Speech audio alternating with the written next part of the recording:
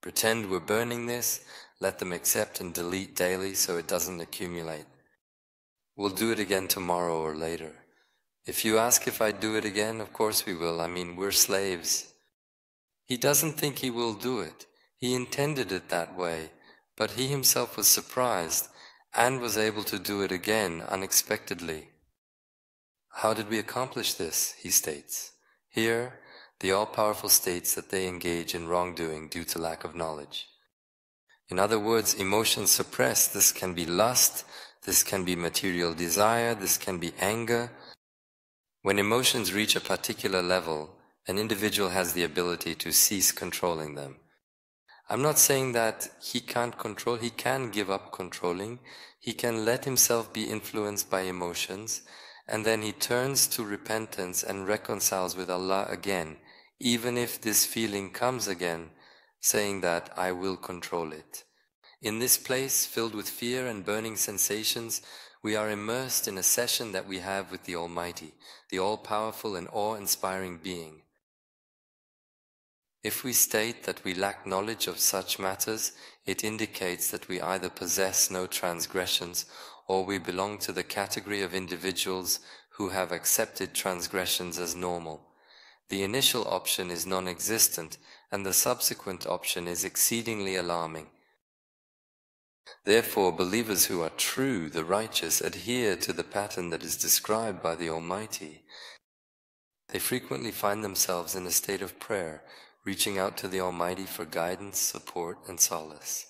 And call upon your Lord with humility and in private. Yes, even the righteous ones. God stated that they remember Allah when they engage in sinful activities, be it prostitution or any other wrongdoing. Then he uttered, O Lord, I beseech you, forgive their sins, and subsequently he added, O Lord, I implore you, gaze upon this expression within the confines of the same verse. And who grants forgiveness for sins other than Allah? None, for Allah alone possesses the power to forgive sins.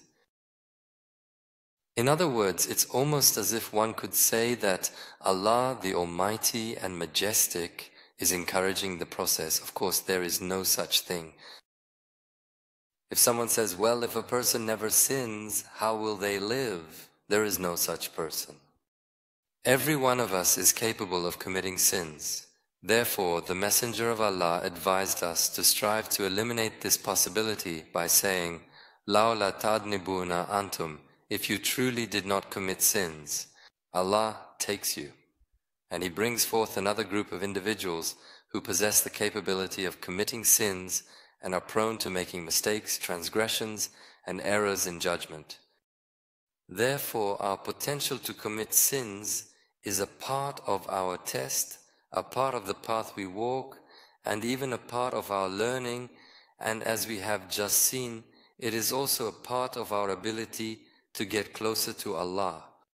In normal road situations, some of us make progress by gradually reducing our challenges, controlling ourselves, and improving, while others find themselves sinking deeper, multiplying their difficulties thoroughly.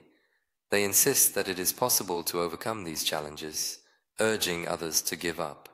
On the contrary, they express their desire to pursue their own path and resist following the commands of an external authority figure, emphasizing their independence and autonomy. This time, it carries the act of boasting to the level of arrogance, directing the matter towards Allah Azza and Jalla from the sin, and unfortunately most people do so at a higher level of consciousness.